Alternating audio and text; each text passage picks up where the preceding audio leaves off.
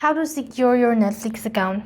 Hi everybody, welcome back to our channel. In this video I'll be showing you the procedure on how can you secure your Netflix account. To secure your Netflix account, you want to create a strong unique password and secure the associated email account as well. So first of all, you would create a strong and a unique password. So a user password manager or password manager can generate and securely stores a complex password for you.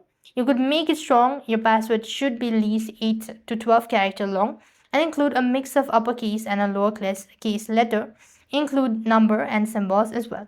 After which you need to make it unique. Now do not reuse the same password you use for other apps or website as well.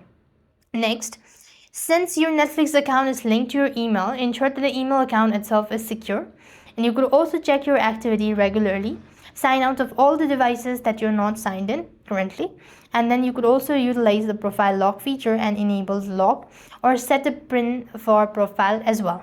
So these are a couple things you could try to secure your Netflix account. I hope the video was helpful. Make sure to like, share and subscribe. Thank you for watching. See you in the next video.